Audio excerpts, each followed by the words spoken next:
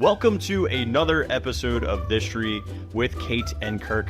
My name is Kirk from walruscarp.com, and this evening we are going to continue our history deep dive of Snow White attractions with Seven Dwarfs Mine Train over here in Walt Disney World in Orlando, Florida. We had finished off last week with the construction of this attraction and New Fantasyland's history, but tonight we actually get to explore the first day and entering into the queue and what it looks like as we approach the ride and maybe get on it tonight. With me, as always, is the well-read, well-written author, historian, extraordinaire, super fun, always funny, has a joke already planned to say as we start that. Just kidding. Kate, the Disney Cicerone. Kate, how are we doing this evening? Yeah, I'm doing pretty good. I am fighting a little bit of a cold, so if I sound a little different, that is why. But excited to dig into this a little bit, especially because I found some more backstory with some Snow White film history that we can integrate into this a little bit as we go. So some more Snow Hang on, stories. time out. Because you're not feeling great and because your voice is so raspy, let's do a little Phoebe. Can you give us a little rendition of Smelly Cat? Smelly cat, smelly cat. What are they feeding you? Whoa, trying to be whoa. raspy. You need to just get an acoustic guitar and hit the... What was the name of their coffee place? Central Perk. Central Perk. Central Perk. Excellent. Well, that was amazing. So I think we just end it here. I think there's no more high we can go. It's only lower than this, kid. So It's true. It's true. all right, let's start it off. What you got? Well, last week we ended just about to get in the queue for this attraction for Seven Dwarfs Mine Train. And so I think that's a great place to start. So we did talk about the signage already out front and how it doesn't look like the concept art. It does have a sign with a little diamond on it that says Seven Dwarfs Mine Train and a cute little lamp. It's lame. It is lame. It's so lame. It's so incredibly lame. No, it's okay. You don't have to do anything. Like, the only thing that it has is that little sapphire gem at the top that's kind of like 3D. But everything else is just like... There's some cute little bunnies on the standby entrance sign. Okay. I don't know. Okay. Yeah. It's carved. It's carved. It's carved carved, wood. which is, throws back to Albert Herder and all the cottage kind of feel to it. Because remember, this ride is really leaning in towards the story as told from the dwarf's point of view. So that's what this ride specifically is about. Whereas everything else was supposed to be Snow White's point of view, and we had a lot of the witch going on, but now we have this is finally the dwarves get to tell their story. So this is all setting you up for that with that signage there. This is kind of fun, but little blast from the past, but because this is from the opening day or opening year, look, it says Pass Plus. That's pass. And then I noticed that over the little chipmunk that are carved, there is a pickaxe and a shovel to denote the time for the Fast Pass entrance, which I think is so cool. For people who can still read that kind of clock. It's just becoming few and far between, apparently. I don't know. Really? People can't read analog? Yeah, there's like a whole thing about it that people are having a hard time reading analog clocks because they're like not learning it in school or something. I don't know. But I'm going to make a cursive analog clock. Then nobody will know. Cursive analog. I love it. So that's pretty much all I have about the signage here. Shall we step into the queue here? So when we start walking into the queue, I'm going to just start here. You'll notice that there are lots of wooded trees and lots of some like reeds too, and some lily pads, which I think is kind of cool. And you also get these all look like dogwood trees. I don't know if they are, but based on the white bark that's on them, but well, do on they the bloom in the spring? Oh, I don't know. We'll have to. I'll have to actually look. But that's I'm just looking at the style of bark, thinking that it's white, and I don't even know if that's regionally correct. But and then you start going into like there's like little fenced off areas that kind of look like what you would see in like a rural to like map out your lands or where your house is, which also kind of denotes the left-hand side of the Fast Pass area. And then the standby queue is what we're actually walking through in this video. And you can see all the way in the back something. When you exit this queue, but you can actually see it. And I like the fact, this is like great foreshadowing that we know we're going to see the 7 dwarfs. Because in the distance, now if you're on the Fast Pass side or Lightning Lane now, you get really, really close to the cottage. And then obviously when you exit, it's directly to your right. However, if you're in the standby queue, you're probably a good solid 50, 55 feet away from it, but it gives you a great foreshadowing knowing that the dwarfs are coming soon. There's their cottage. And this, again, looks very similar to our murals that we had seen before. Right. Oh, my God. Oh, this is so cool. Is this like concept art or something? What is that? Yeah, so I have a little story about Ken Anderson and the cottage, if you'd like to hear it. So, and ironically, Ken Anderson was really sick. So this is really appropriate for me. You're like embodying your Ken Anderson. I didn't realize you were doing a Ken Anderson cosplay tonight. Yeah, that was my goal. So Ken Anderson was the one that made the model, the original model for this cottage, which we've talked about before in this series. It looks like this and was made of plywood mostly. But when he was making it, he actually had a case of galloping European tuberculosis. And oh my God. Where did you get that? Yeah, I don't know. Florida, apparently. No. He's probably... he was super sick for like 5 weeks. But of course, it's not like, stay home and like rest and recover. Instead, he said, so Walt came up to me and said, Ken, perspective and all that. I'm going to set it up where you can sleep in the day whenever you're weak. And you can have this cot. And it was in this room where we developed the multiplane camera. He said, I want you to do a little model house of the dwarves and paint it. So he's like, you can sleep when you're tired, but I want you to keep working on this model of this cottage. That cottage isn't going to build itself, Kenny boy. So, yeah, so he did, and he made this amazing one. And he said it was 1 inch to 1 foot was the original model. He said, I've been trained as an architect. In fact, I had my architectural license. I had never intended to get into cartooning. I didn't know I could. I worked at MGM as a set designer. Anyway, when I came to Disney's, I got this 1 inch to foot thing. And it was Walt really who said that we're going to shoot the real girl. They talked about Snow White and all this stuff. So, and he says, opening the door, your little dicky door is what he called it, looking around in the room. She comes across the room. She'll pivot around. She knows it's the dwarf's household, pulls up her skirt and sits in a little chair. This is kind of all what Walt described as happening in the cottage here, which I think was really, really interesting. I also learned something that the scene where Snow White encounters the cottage is the very first sequence that they worked on in the movie, full stop. So Snow White actually looks significantly different in this scene than she does in some of the rest of the movie because they had not really like nailed down her animation yet. So she looked a lot like Grim Natwick and Ham Lusk, how they were like kind of fighting over how she should look at this point in time. So she has this look where she's very much like, has these really big kind of cartoony eyes. And in this scene that she doesn't have later on, like they kind of made her more into a realistic looking person later on. But she has these kind of like big cartoon eyes at this point.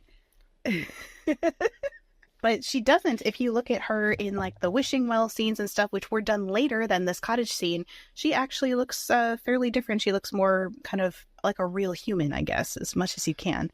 I always thought, because her features were so, like they weren't as defined. Do you know what I mean? Like if you looked at it, her contouring was not up to snuff. You know what I'm saying? Like, because like I always felt like her face, and I know that they used real makeup. I learned that from you when they were doing the animation. So I thought that was cool.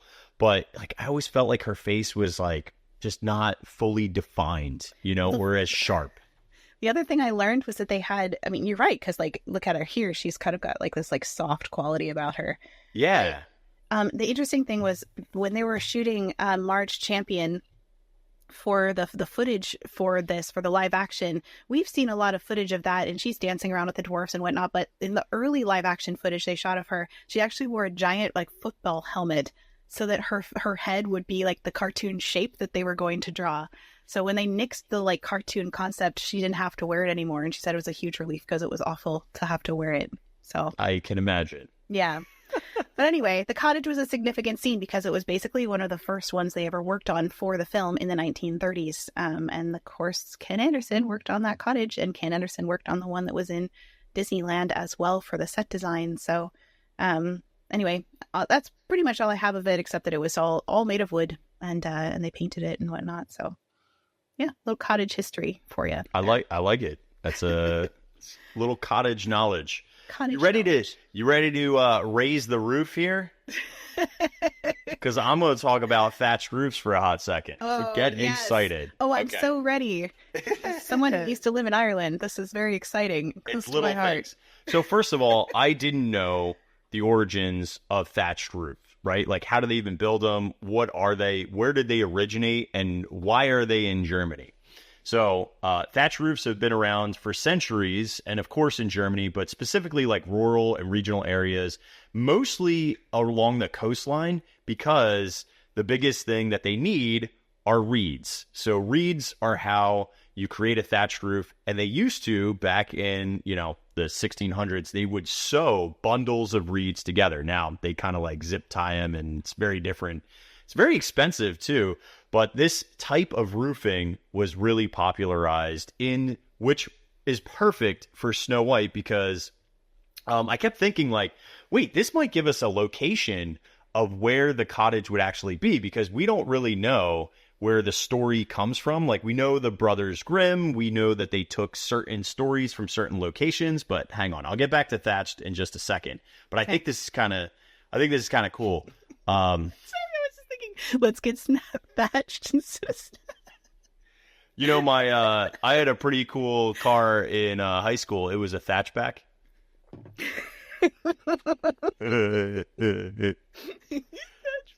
A big fan of Margaret Thatcher. Great work. I love all the work she does. But the Brothers Grimm specifically took most of their stories from central and southern regions in Germany, right? One of them, though, was in Bavaria, and this was a small town called Lohr am Main, and it is most likely the inspiration for Snow White, because in Lohr it's known for its look and textural feel that's very fairy tale like if you looked at it now. Right. But there was a noble woman named Maria Sophia von Earthrel, who lived in a nearby castle in the 18th century, and her life and landscape around Lohr kind of matched the Snow White story. Where Maria lived is now a museum, and they even have a talking mirror on display. So this is in Bavaria.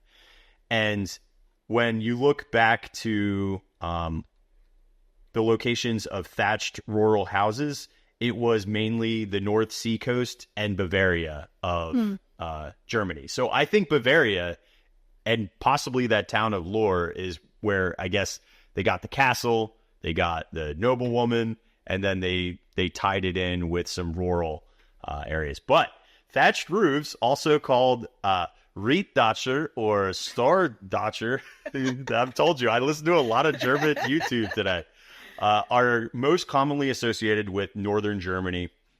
And they used reeds and straw tightly packed to make them actually waterproof, which I think is crazy that you could even do that. I know, right? It's awesome. And there are still lots of thatched buildings that exist. I'm going to pull up a video of like a more modern house that still utilizes thatch, and it's like insane, the process, and it just looks really cool. So not only is it rounded and soft, which I also think is kind of mirrors Snow White too, because she's like, her features are rounded, and she's very soft, and she's very motherly and welcome. Right, exactly. They're plump and right, exactly. This is perfect. And then the other thing is, they're very durable, and they're excellent for insulation, particularly keeping things cool in the summer and warm in the winter. And they can last a good, well-maintained, which thatching a roof is like an insane process. But if you maintain them properly, they can last several decades. So this roof is better than shingles and everything, which is crazy to me. That is crazy. You would think it would get moldy, and be super fast. Okay, I want to show you real quick video of them utilizing like thatched roof nowadays because I just like looking at this stuff. It's just so cool. So real quick. So this is like a modern. This is a great thatch up we're doing right here. So this is like kind of this has more like farmland around this house, but here are the reeds that they would utilize. And again, you would need some sort of like marshy or brackish water to be growing the reeds or straw.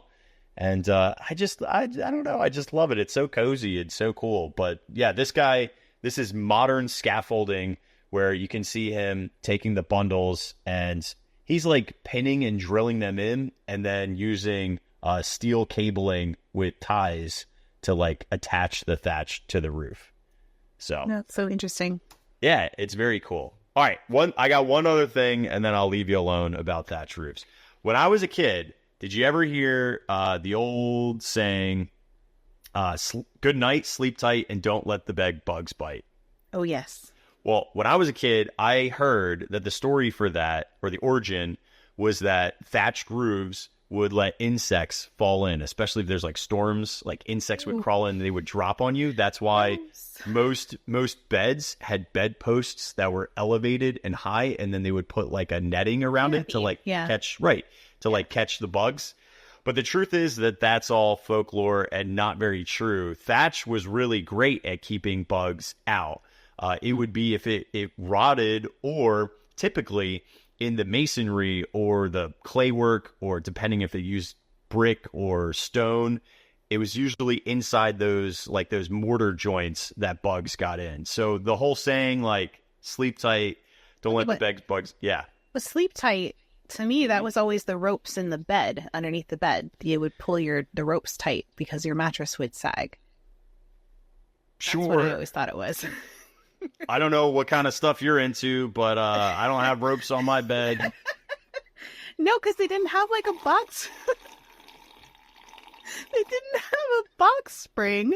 They just had ropes underneath your mattress that was stuffed with like hay and stuff. Stuff the ropes. Yeah, whatever. Cool. No. I've heard the same thing. Totally. Yes. I agree, Kate. Most normal people have ropes in their bed. I mean, they used to. I didn't say they do now. It's just like used to. Fun people do, but whatever you want. No. All right, I'm done with the thatch thing. Let's move on. Thank goodness. Okay. No. Come on, dude. That stuff really was interesting. Yeah, it was. The other things we have in this queue, there's footprints of forest creatures that are in the concrete. What kind of forest creatures, Kate? Do you have which kind of forest creatures? No, I'm assuming it's probably deer. It's probably deer, rabbits. Squirrels, and rabbits, like the things that like to hang out with Snow White. And also the impressions of sticks, stones, and acorns embedded in the dirt path. You know what's crazy about that is that concrete, the sticks and stones, it was really tough for the constructors because they were breaking bones. But luckily, the words never hurt them, fortunately. So OSHA didn't have to get involved, but that... I knew you were going to do something with that. Dude, you literally set it up. It's like if you say it's electric, I'm going to say boogie, woogie, woogie. I'm sorry. It's just, those are the rules. The other thing that they have, I don't know if they have these from opening day, but they have fans in this queue, which is not always super common. It's becoming more common than it used to be. But they have fans that are mounted in this queue that can provide a little artificial wind. What's unique about this queue is that it's outside, but that's purposeful, right? Like they could have brought this interior, or they could have put like a canopy above it, but they wanted you to be walking through the woods and heading towards the mine. So you got to remember, like the exterior of this is forest and rockwork. So that's majority of what you see outside of the dwelling of the dwarves.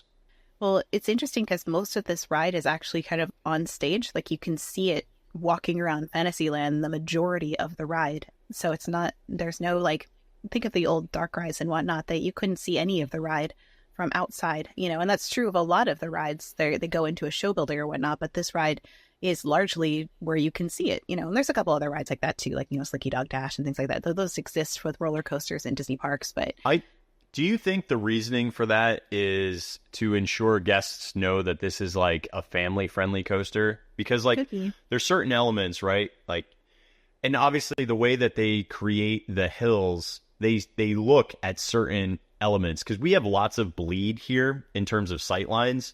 So like when you go up the first lift hill, which guests can see from the exterior when they walk out of like Winnie the Pooh or rounding the corner around Mad Tea Party, but at the crest of that hill, you can look directly into Eric's castle and the opening for Under the Sea Journey of the Little Mermaid.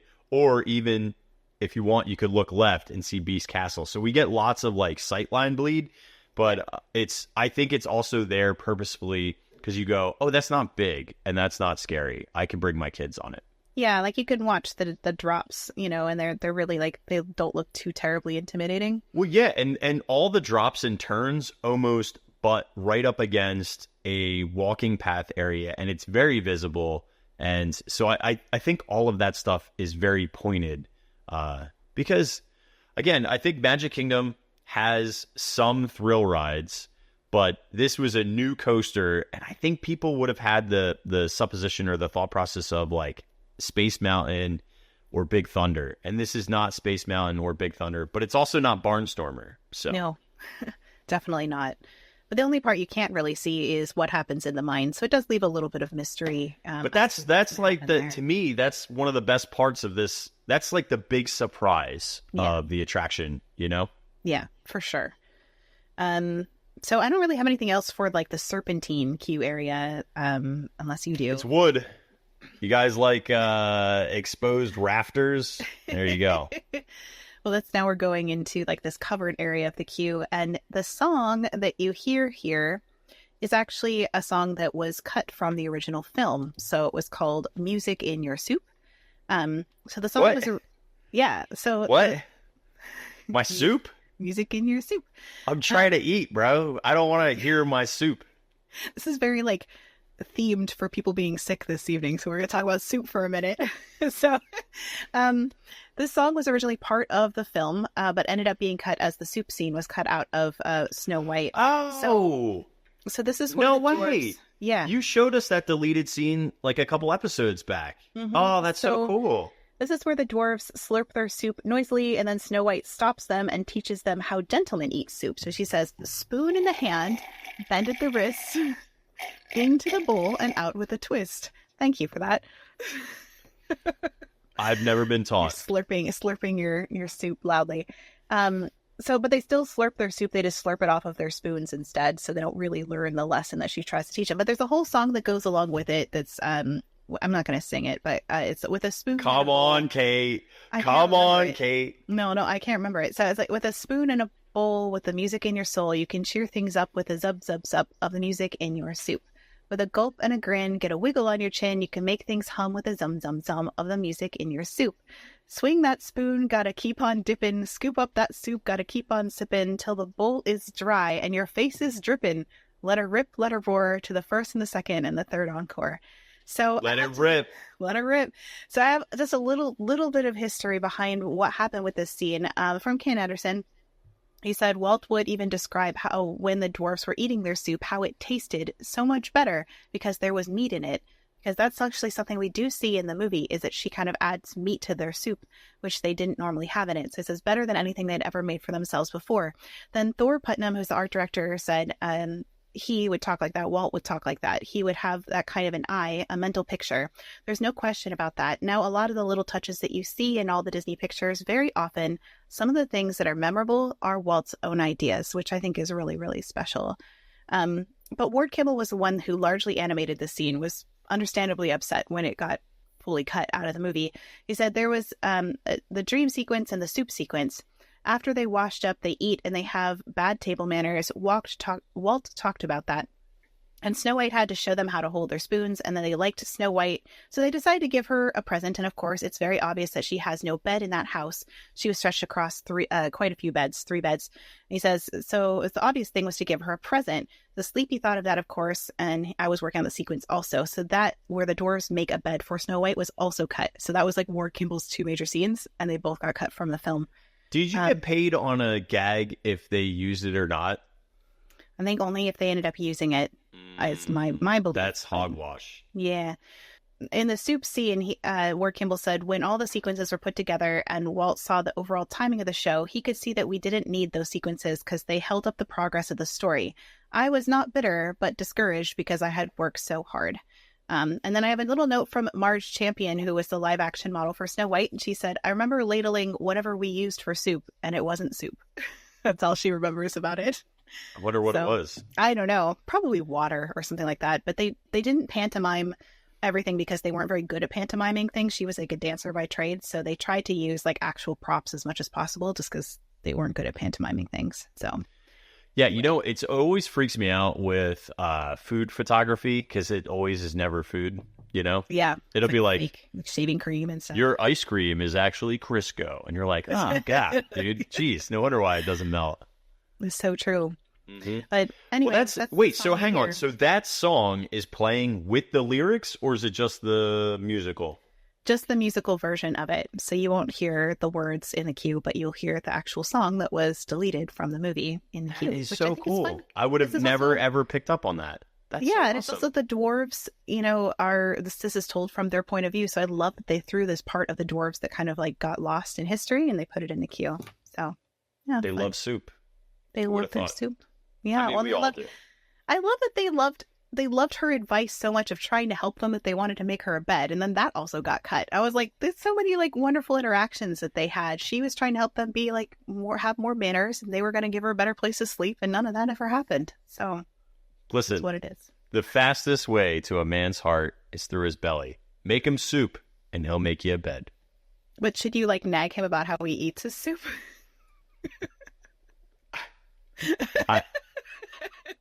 I have so many things I want to say right now, and I'm going to refrain from any of them. But fellas out there, if you're listening to this, I'm giving a look. Like, you know what's up. Is she going to nag us about the soup? Okay. No, of course not. Why would you ever do that?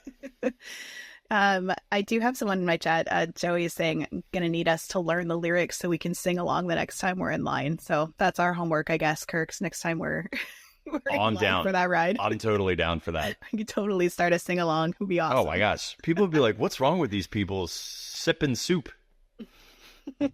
We could bring soup with us. Could we bring ramen and we could eat soup in the queue while singing about soup? Only if we slurp it really, really loud, and I can teach you how to eat it gracefully. You'd be like, hey, knock it off. You're being real loud. And I'll be like, oh, I don't know. Soup song is the next Green Bean song. I agree. Could be. Yeah. All right. Well, so that's what you're hearing as you go into the covered area of the queue here. Kirk, do you want to tell us what else we have in this area? Yeah, so this is the first time that we're seeing the vault as well. We don't go into the vault, so I'm not going to talk about this too much, but we are seeing the key, we are seeing the wooden beams, and then we go right on into an area that does not exist anymore. Well, I mean, I guess it technically it exists, but the effect doesn't exist. So right here, there is a letter by Doc that's on a barrel, affixed to a barrel that says, drag the jewels into the bins, match the color and shape, and they fit right in. And so I didn't even know this did this. The only time that I've ever been to this queue was when it was just like cement affixed gems that you could touch them and they would turn color. But this was interactive touchpads. So it was big touchpads that remind me kind of like a sluice, right? So you're like sitting on a sluice, but it's obviously for young kids to help with their shapes. And they drag and drop in the shapes. And once they complete 3 gems, it unlocks like a little animation that shows more gems being collected. They like put them in the vault right. At that point. That's like the storytelling. There's a couple of like fun things here too. Like this is like a bar of soap. So there's like some random objects that show up as well. But I've never, ever seen this before. So this was like brand new to me. Yeah, I had never seen it either. And the only thing I've ever seen is this version, which is just a giant trough full of diamonds. Yeah, I don't like it. They light up. But I mean, they look nice, but this is so much cooler. I'm assuming that over time, these things just break down a lot. So they just decided to scratch it, you know. Either that or people weren't moving forward in the queue, too. They were taking too long. Yeah, because I could see kids wanting to stop there for a long time and it becoming a bottleneck. And I did hear that supposedly when you touch these jewels, they're supposed to light up. But I don't think... I watched my kids do it in one of my videos and I was like, I think they're just lighting up on their own. I didn't see any, like... I remember when they... sensitive ones. I remember when they used to, or maybe it's just like one of those Mandela effects where I remember pressing one and maybe it was just like the perfect timing where one illuminated as I put my grippers on it. Yeah. So I don't know if that is still true or not, but but it's interesting because they said that they would replace that interactive game with something on the Disney Play app when they took it away, and they have not done that. So that you actually open up the app and there's nothing there. So they're like, hey, play something else. They like, play with your soup. We got the song going. Not allowed to play with your soup because you get yelled at by some lady. So I did read something about the original diamonds in Snow White, who they were made by, which was they were created by the effects animator Josh Meador, I think is how you pronounce that. He also did a lot of work with the poison in the film, the smoke of the magic mirror, and the water in the wishing well. So he was the same person that did pretty much all those things. And he also did the bubbles for the washing up sequence. Since you mentioned the soap, so the washing up sequence, which did make it into the film, his wife Libby said, "I am positive he did that because he had me out on the deck of our apartment, out on the balcony, blowing bubbles. And he'd taken a movie of when I blew bubbles from a little pipe to get the right animation." So that's fun. Yeah, that's fun where that comes from. And let's be honest, without those effects, Snow White is not as creatively interesting. Yeah. I mean, it used a lot of fantastic elements, but those ones just add these crazy layers of dimension, almost like 3D animation, which all of this stuff was completely unheard of. Yeah. Well, and they also started to do transparent shadows, which is a whole nother thing that maybe I'll bring up next week. But I'm doing a lot of research about this right now, and it's just fascinating, some of these early techniques they used. If there's anything that Kate and I can implore to you, you have probably not watched Snow White in the last year, 5 years, 10 years. Please go back and watch it. It still holds up. Yeah. And it's incredible how well it does. And you can also watch the use of the multiplane camera. You can see how Snow White's animation changes throughout it. I think there was a really cool quote that I read by Mark Davis that said, in pretty much every animation they ever did, they finally nailed the character by when they were about 3/4 of the way done with the film. So like most of it was in the can, is what they would say. And like the rest of it, the last fourth had the character looking exactly as they wanted, but the rest of it wasn't, and they couldn't go back and fix it. And that was mostly always true of any film they made. So yeah. Well, I mean, for them, everything was a new process, and having a full feature, it's not easy to reframe or re-ink or redraw entire scenes that are long versus like a short, you know? Yeah. The other thing is, I just remember even if you don't want to watch the film, go rewatch the sequence from the Evil Queen transforming into the witch. It's insane. I mean, you see it in Phantasmic too, which is kind of weird in Phantasmic because in Phantasmic she's supposed to be like being defeated, but in that point she's like becoming her disguise, you know? Yeah. So it's just like a different use of the scene, but she is like this, like so. Well, I have a lot of things for that I'm going to save till we see her at the end of the attraction. But I will say, one thing that I read recently was Lucille Laverne did the voice for both the Evil Queen and the Witch. And when they were auditioning her for the Witch, they're like, it doesn't sound like witchy enough. Like, you know, you got the laugh and stuff, but it doesn't sound like differentiated enough. So she took out her dentures and she did the witch's lines with no teeth in. And it was perfect because it had this like wet sound to it. Well, also, it would just naturally sound more like an old beggar hag, you know? Yeah. So that's how she ended up voicing both, but she in a very different way because she changed the way her voice sounded by taking her teeth out. So yeah, it's a good life lesson to learn. Want to sound like a witch? Rip your teeth out. Don't do that, kids. Keep your teeth. They're important. Well, no, yeah. I mean, I'm just saying if your teeth naturally come out easily. Anyway, shall we move on in this queue? Because they really like touted a lot of interactive elements in this queue when this ride first opened. And another one that's around the corner is something called the musical spigots, which had taps that look like little woodland animals, like on the organ from the silly song scene, and also an homage to Snow White's Scary Adventures, because we had that organ in there as well.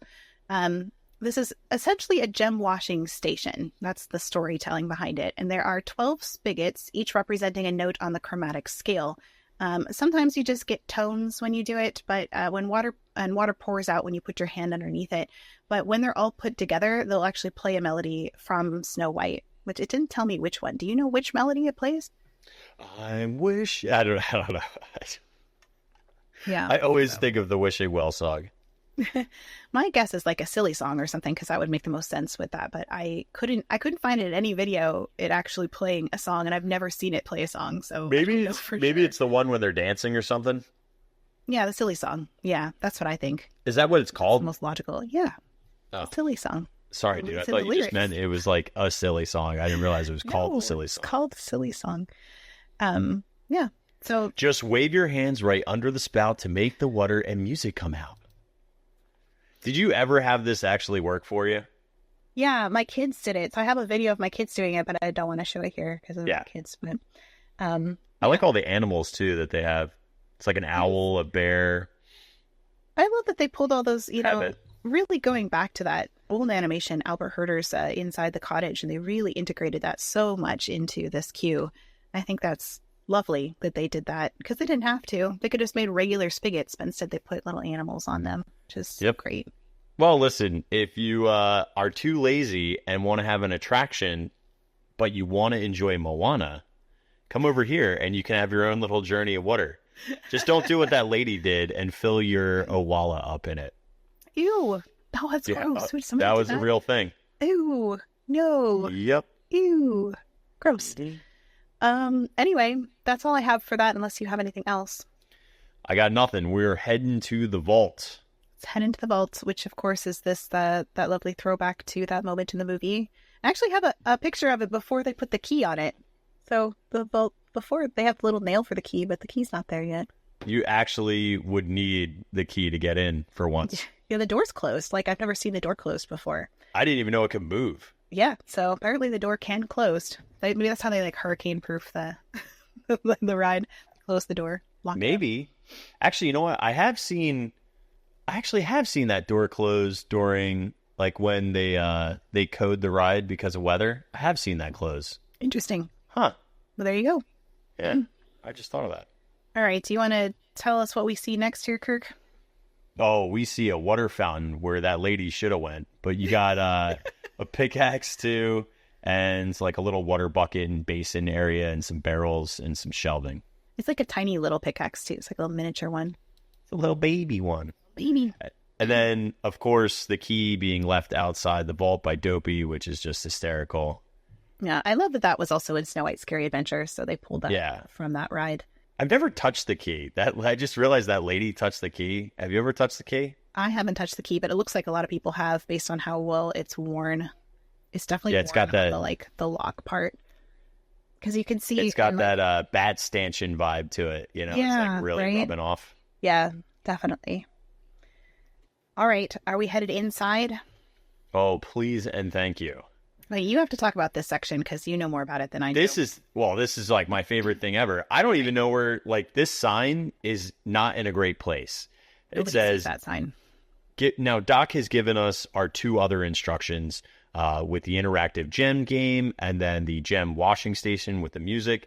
This says, give the barrel a great big spin. You'll be surprised. It'll make you grin, Doc. Now, this one is, I believe there's 7, right? So there's 7 barrels around a centrally focused, like, big barrel. And on top of the barrels are, like, it's filled with gems. And they all rotate.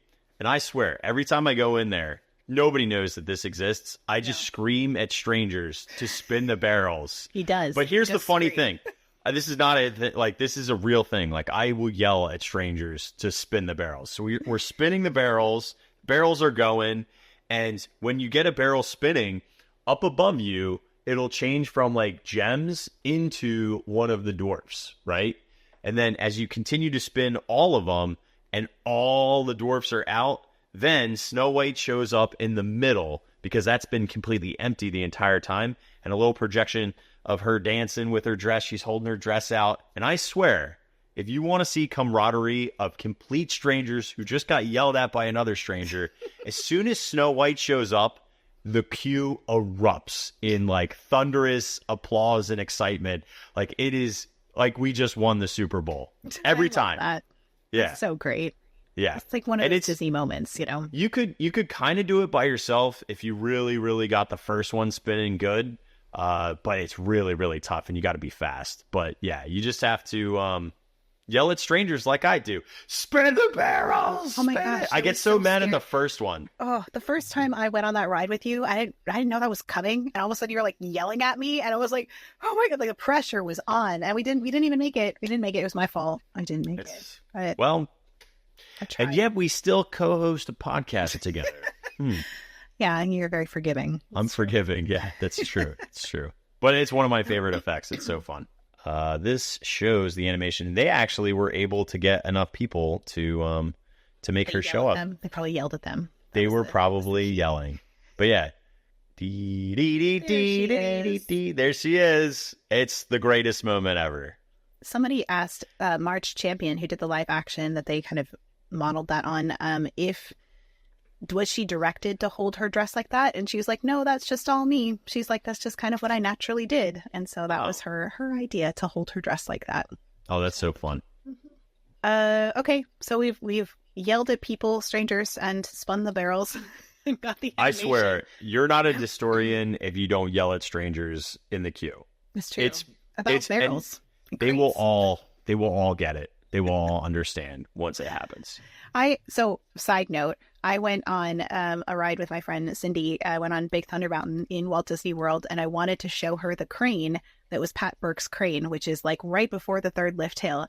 And she was like, you're going to have to like yell at me, like to let me know. And so like, as soon as we got close to it, I was like, the crane it's Pat Burke's crane. I'm like screaming about this crane. And like the whole train, like, like what is this? Who's Pat Burke? It was the best moment. They didn't know what they were looking at, but it was a fun moment for me. So it was great. Yeah.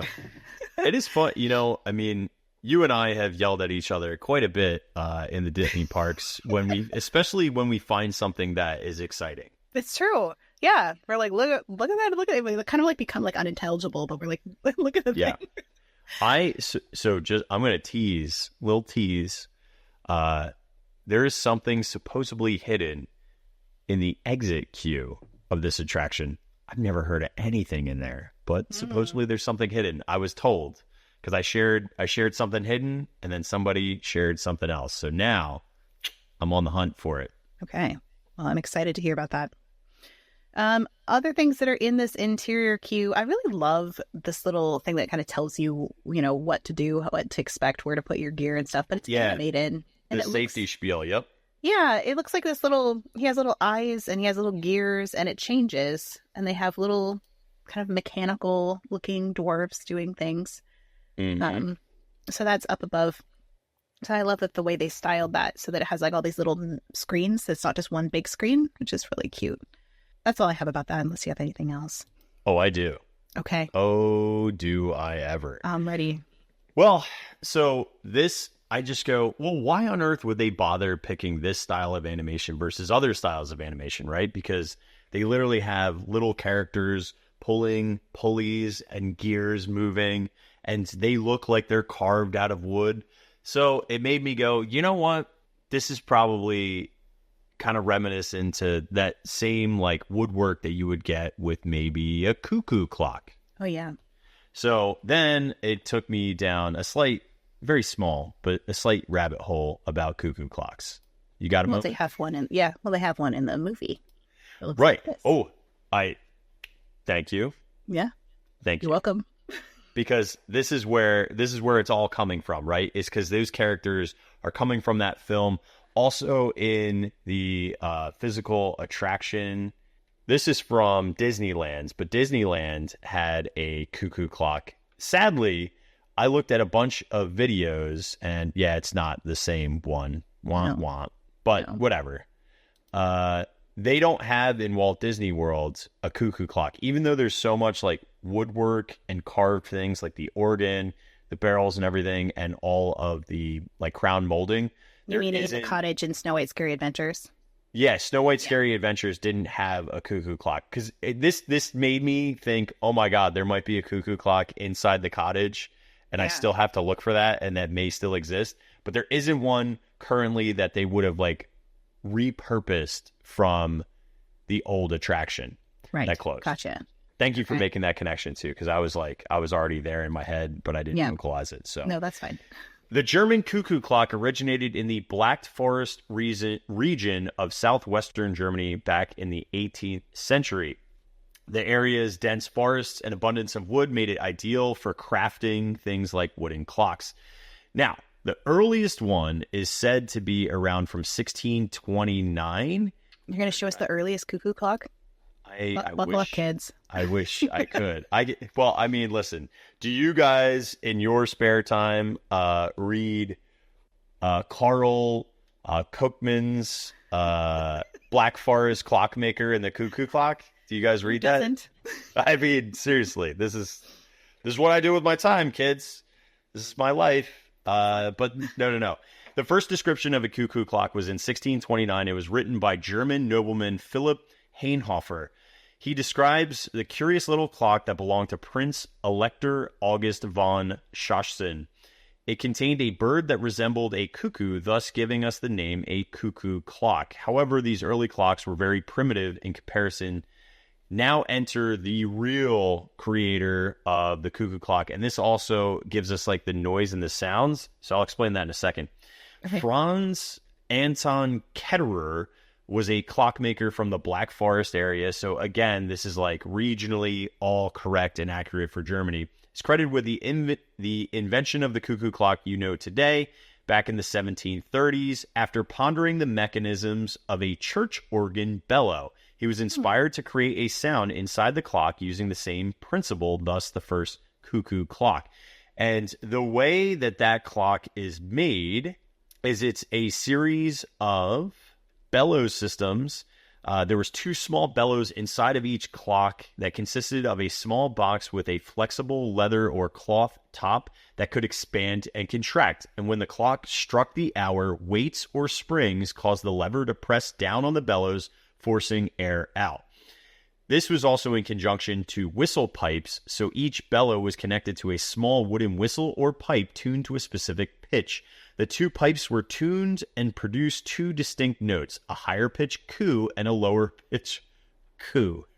A cuckoo. Cuckoo, yes. Cuckoo! Together, these two notes imitated the call of the cuckoo bird. One bellows controlled the high note and the other one controlled the lower note.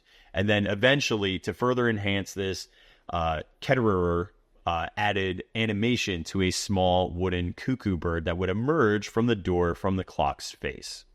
So, pretty cool. And plus, if you want to experience cuckoo clocks in two ways in Walt Disney World, head on over to Epcot and play the DuckTales game that they have that you download on the Disney Play app.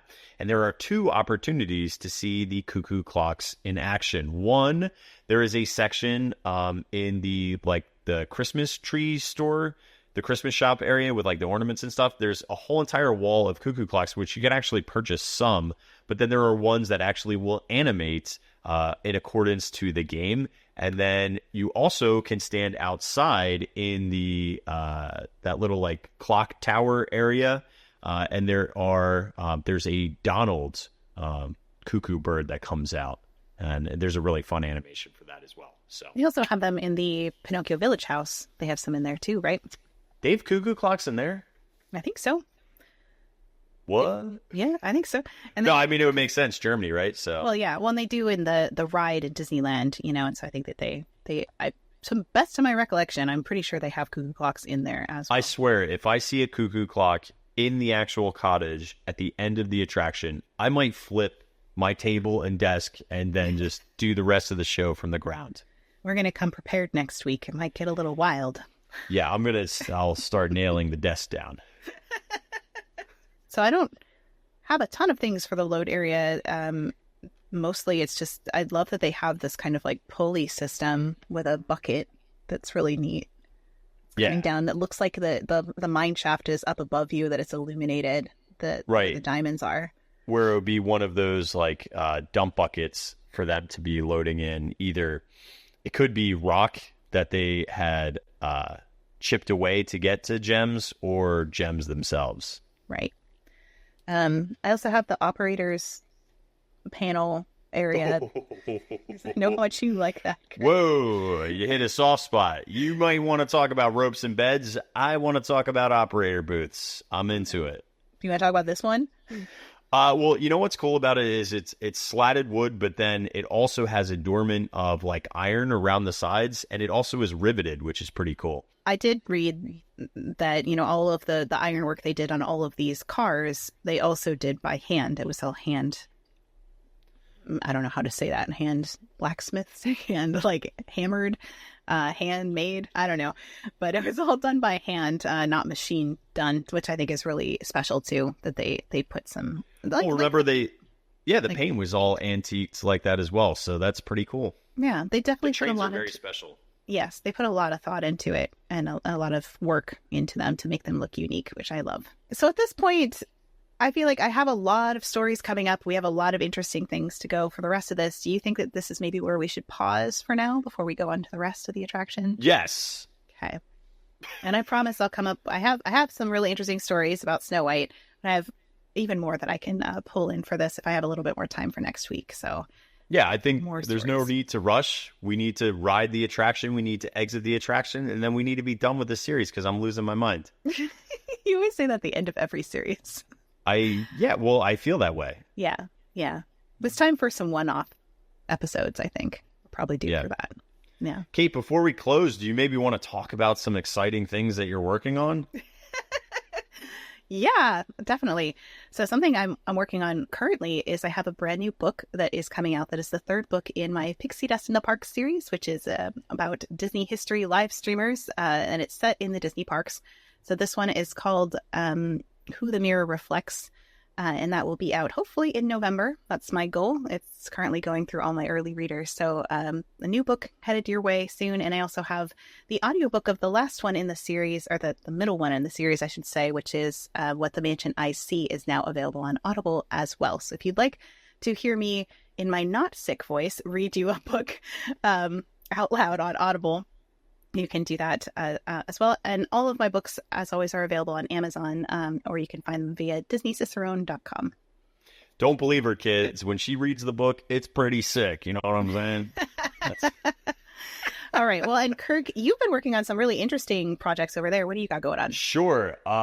So all of our Halloween merch is out. I'm wearing, this is actually from like 2 years ago. We did this design, but I never talk about our design. So we have a little poison apple skeleton shirt. Our sarcophagus static clings came in. What up? But we have lots of stuff for this. And then hang on. Debut. Drum roll. Hang on. I got to get to my dressing room. Give me a second. Very long drum roll. I have these reverse tie-dye t-shirts I've been making that glow in the dark with a vampire mouse that we all know and love, who is no longer copywritten as an image. But I have been testing, and I made a hoodie with it. It came out pretty cool. I don't know if we're going to sell them, but I do sell the t-shirts. And if you need some theme park Halloween merch, I got you. Yeah, that's pretty fun too. And it really does glow. Like I sitting next to you on Tiana's and it was like glowing. It was awesome. And this one, the hoodie, because it's like bigger, I don't know what I'm doing. I put extra when I was screen printing it. Yeah, but I've never done this material before. This is actually like a cotton poly hoodie that's like really nice and comfy. Yeah. So I wanted to make it before I headed north on my haunt trip because it's going to be cold at night. And I screen printed over the pocket too, which is like, I've never seen really anybody do that. So I was like, okay, I got to add more layers and then make it glow in the dark. So this has like way more layers than our t-shirt. So I don't know. maybe if it turns out okay and I wash it and it's good and it doesn't shrink and it's all that stuff, so far so good. I might add hoodies for the fun of it. I have a lot of people over here saying it's your best design yet, and I think... Oh, thanks, guys. You really did a great job with that one, Kirk. I appreciate you all on Kate's side. No, seriously, dude, I'm super, super proud of him. I mean, he's so cool. He's straight up a little vampire. You know I'm a sucker for vampires, so. Yes. Yeah. Well, shall we wrap this up? Let's... What were we saying? I don't know. I want to say pull this train into the station because we said that for like a solid year. I know. Let's take one final bite of that poison apple. Sure. Okay. All right. Well, thank you everybody for joining us for this episode of Distory. We hope you enjoyed seeing a few of the secrets in the queue, a few stories maybe you haven't heard before, and heard about Kirk yelling at strangers to spin barrels. Kirk, do you have any final thoughts here as we wrap up? Yell at strangers. It's worth it to see Snow White dance. Yeah. And then you all get that sense of camaraderie when she does. So everybody's so stoked. All right. Well, thank you everybody for being with us, and we will see you next time for Distory.